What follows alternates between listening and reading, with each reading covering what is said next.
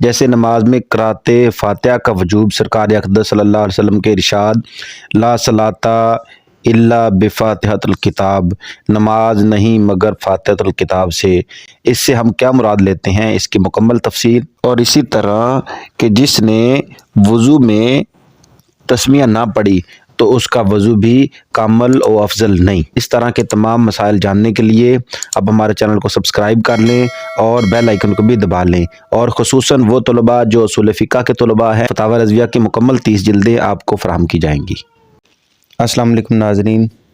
ہم پڑھ رہے ہیں فتاوی رضویہ۔ آج کل ہمارا سبق چل رہا ہے باب الوضو۔ آج ہم پڑھیں گے علاوہ ازیں امید ہے کہ میری تقریر میں اس اعتراض کی کوئی گنجائش نہیں، کیونکہ تقریر مذکور کے مطابق مجتہد کے نزدیک فرض کا ثبوت ایسی ہی دلیل سے ہے جو اس کے نزدیک قطعی ہے، اگرچہ دوسرے کے نزدیک وہ دلیل ایسی نہ ہو تو اسے سمجھیے۔ فرض وہ ہے جس کا لازم ہونا قطعی ہو، یہاں تک کہ اس کا منکر کافر ہو جائے گا، جیسے مسح سر، اور فرض کبھی عمل کو بھی کہا جاتا ہے، اور یہ وہ ہے جس کے نہ ہونے سے صحت نہ ہو، جیسے فرائض میں اجتہاد سے مقرر شدہ مقدار میں، تو اس کا منکر کافر نہ ہوگا۔ میں کہتا ہوں اس کا بیان یہ ہے کہ سمی دلیلیں 4 قسم کی ہیں۔ نمبر 1، وہ دلیل جو ثبوت اور دلائل دونوں میں قطعی ہو۔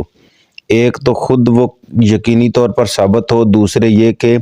معنی مطلوب پر اس کی دلالت اور اس سے مقصود کا اس بات بھی قطعی و یقینی ہو، جیسے قرآن کریم کے مفسر محکم نصوص اور وہ حدیث متواتر جس کا معنی قطعی ہے۔ نمبر 2، وہ دلیل جو ثبوت میں قطعی اور دلالت میں ظنی ہو، جیسے وہ آیت جس کے معنی میں تعویل کی گئی ہے۔ نمبر 3، اس کے برعکس وہ دلیل جو ثبوت میں ظنی اور دلالت میں قطعی ہو، جیسے وہ حدیث احاد جن کا معنی قطعی ہے۔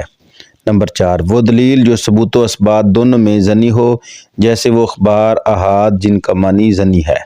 قسم اول سے فرض و حرام، دوم و سوم سے واجب و کراہت تحریم، اور چہارم سے سنت و مستحب کا ثبوت ہوتا ہے۔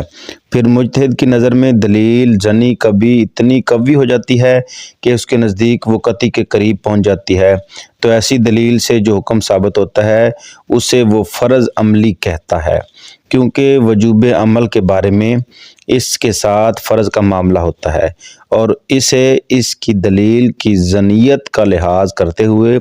واجب بھی کہا جاتا ہے۔ تو یہ واجب کے دونوں قسمیں اعتقادی و عملی میں سے عقوی، اور فرض کی دونوں قسموں اعتقادی و عملی میں سے اضف ہے۔ بلکہ مجتہد کے نزدیک کبھی خبر واحد بھی قطعی کی حد تک پہنچ جاتی ہے۔ اس لیے علماء نے فرمایا کہ خبر واحد جب قبول مجتہدین سے سرفراز ہو تو اس سے رکنیت کا بھی اثبات ہو سکتا ہے۔ یہی وجہ ہے کہ عرفات میں وقوف کی رکنیت حضور اکرم صلی اللہ علیہ وسلم کے ارشاد الحج عرفہ، حج وقوف عرفہ ہے سے ثابت ہوئی ہے۔ اس کے بعد عبارت مذکورہ تلوی نقل فرمائی ہے۔ اقول اس پورے کلام کا مضمون اور حاصل حاشیہ طحاوی میں النہر الفائق کے حوالے سے مذکور ہے،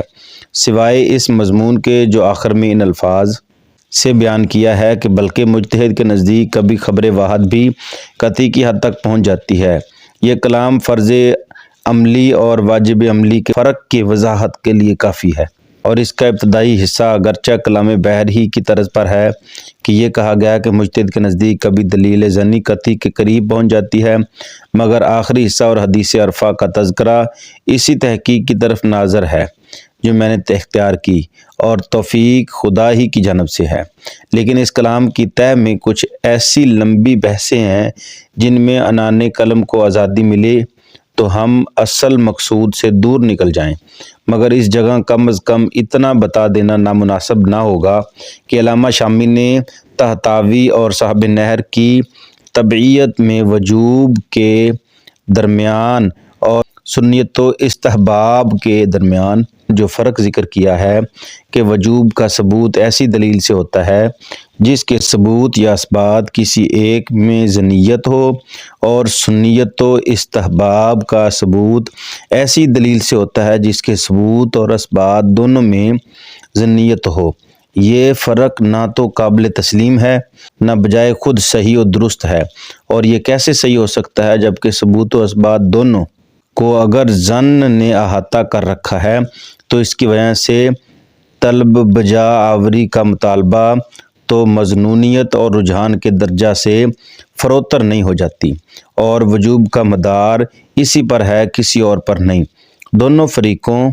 ایک واجب اور دوسرا سنیت و استحباب میں فرق صرف طلب سے ہوتا ہے۔ طلب کبھی حتمی ہوتی ہے اور وجوب کا افادہ کرتی ہے اگر ثبوت یا اثبات دونوں ظنی ہوں، اور کبھی ندبی اور ترغیبی ہوتی ہے تو سنیت یا استحباب کا افادہ کرتی ہے اگرچہ ثبوت اور اثبات دونوں میں قطعی و یقینی ہوں، اس لیے کہ قطعیت ترغیب و ارشاد ہی سے متعلق حاصل ہوتی ہے، طلب جزمی سے متعلق نہیں کہ اس میں مکلف کے لیے کوئی اختیار باقی نہ رہ جائے، اور یہ بہت واضح ہے، یہ بندہ ضعیف پر ظاہر ہوا۔ پھر میں نے دیکھا کہ فتح القدیر میں محقق الاطلاق علامہ ابن حمام نے اس بات کا افادہ فرمایا ہے کہ جس کی طرف میرا رجحان ہوا اور اسی کی طرف اشارہ کیا ہے جس پر میں نے اعتماد کیا۔ انہوں نے وضو میں وجوب تسمیہ کی بحث کرنے کے بعد لکھا ہے، اگر کہا جائے کہ اس پر اس سے اعتراض ہوتا ہے جو علماء نے فرمایا ہے کہ دلائل سمیہ کے 4 قسمیں ہیں، چوتھی قسم وہ دلیل جو ثبوت اور دلائل دونوں میں ظنی ہو، اور اس کا حکم یہ ہے کہ اس سے سنیت و استحباب کا افادہ ہوتا ہے، اور علماء نے حدیث تسمیہ کو بھی اس قسم سے قرار دیا ہے، یعنی حضور اکرم صلی اللہ علیہ وآلہ وسلم کا یہ ارشاد کہ اس کا وضو نہیں جس نے وضو میں بسم اللہ نہ پڑھی،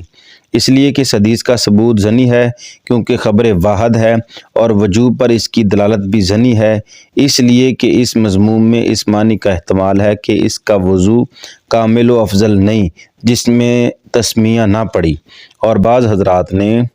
صراحت کی ہے کہ نماز میں قرأت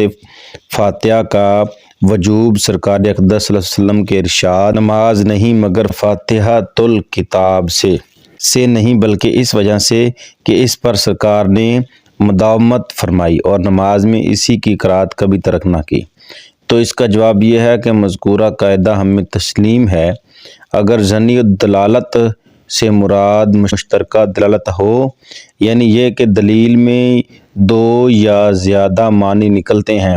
اور کسی معنی کے تعین نہ ہونے کی وجہ سے ہر ایک میں شک ہے، یعنی اس لیے کہ وجوب شک سے ثابت نہیں ہوتا عقول، بلکہ شک اگر ثبوت اور اثبات دونوں میں سے ایک ہی میں ہو تو بھی وہ دلیل کو اثبات و وجوب کے درمیان سے نیچے لانے کے لیے کافی ہے۔ ثم اقول مگر فقہ کے کلام میں ظنی دلالت بمعنی مشترکہ دلالت ہونے کا کوئی احتمال نہیں ہو سکتا، جبکہ یہ ملاحظہ کر لیا جائے کہ وہ ظنی بمقابلہ قطعی بول رہے ہیں۔ دیکھیے وہ یوں کہتے ہیں دلیل ثبوت میں ظنی دلالت میں قطعی ہو یا اس کے برعکس ثبوت میں قطعی دلالت میں ظنی ہو تو اس سے وجوب ثابت ہوتا ہے، اس سے واضح ہو جاتا ہے کہ ظن سے مراد وہی ظن اصلاحی ہے۔ آگے فرمایا مگر ہمیں یہ تسلیم نہیں کہ تسمیہ اور فاتحہ سے متعلق دونوں حدیثیں ظنی بمعنی مشترک ہیں، اور ان میں نفی صحت اور نفی کمال دونوں معنی پر یکساں دلالت ہونے اور کسی کی تعین نہ ہونے کی وجہ سے ہر ایک میں شک ہے، بلکہ نفی صحت کا معنی ظاہر و متبادر ہے، نفی کمال کا احتمال ایسا ہے کہ ظاہر اس کی مخالفت کر رہا ہے، مقصد یہ کہ اب یہ احتمال مشکوک نہیں بلکہ اس سے بھی فروتر محض موہوم ہوگا، اس لیے کہ حدیث لا وضو اور حدیث لا صلاۃ میں نفی وضو اور نماز پر وارد ہے۔ اب اگر ہم یہ کہیں کہ نفی خود جنس کی نہیں ہوتی بلکہ اس کے حکم کی ہوتی ہے تو نفی اس کے حکم یعنی صحت میں ماننا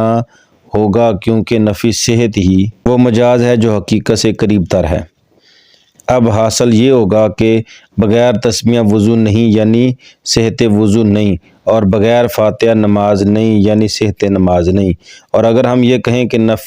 کہ نفی یہاں خود جنس کی ہو رہی ہے اس لیے کہ وضو اور نماز یہ سب حقائق شرعیہ ہیں، اور جب شرعاً ان کا اعتبار نہ ہوگا تو یہ شرعی طور پر بے ثبوت اور معدوم ہوں گی، اگرچہ حسی طور پر موجود ہوں۔ اب معنی یہ ہوگا کہ بے تسمیہ کے وضو کا اور بے فاتحہ کی نماز کا شریعت میں وجود و ثبوت ہی نہیں، تو اس تقدیر پر مراد اور زیادت ظاہر واضح ہے، اور دونوں تقدیروں پر نفی کمال کا احتمال خلاف زار ہے، جس کے معنی جس کی طرف بغیر کسی دلیل کے رجوع نہیں کیا جا سکتا۔ اور اگر ظنی دلالت سے یہ مراد ہے کہ وہ دلیل جس میں کوئی بھی احتمال ہو، خواہ وہ مرجوح ہی ہو، تو ہمیں قاعدہ مذکور تسلیم نہیں، یعنی یہ کہ ایسی دلیل سے صرف سنیت و استحباب کا ثبوت ہوگا، وجوب کا ثبوت نہ ہوگا، بلکہ اس سے وجوب ہی کا ثبوت ہوگا، کیونکہ ترجیح حاصل ہے، اگرچہ ثبوت اور دلالت دونوں ہی ظن کا داخل ہو گیا ہے۔ آگے فرماتے ہیں، اور اس کی سند میں ہم یہ کہیں گے کہ شریعت کے اجتہادی دلیلوں میں ظن کا اتباع واجب ہے، اور احتمال راجح سے متعلق ہوتا ہے تو اس سے متعلق احتمال راجح کو ماننا واجب ہے۔ اسی کو مصنف صاحب ہدایہ رحمۃ اللہ تعالی علیہ نے حدیث فاتحہ میں اختیار کیا ہے۔ اسی طرح کس حدیث کے امام شافعی رحمۃ اللہ علیہ کے ترک سے ذکر کرنے کے بعد لکھتے ہیں، اور ہماری دلیل باری تعالیٰ کا یہ ارشاد ہے کہ قرآن سے جو میسر آئے پڑھو، اس پر خبر واحد سے اضافہ نہیں ہو سکتا، لیکن خبر واحد سے عمل کا وجوب ثابت ہوتا ہے، اس لیے ہم نماز میں قرأت فاتحہ کے وجوب کے قائل ہوئے، اور یہی صحیح ہے۔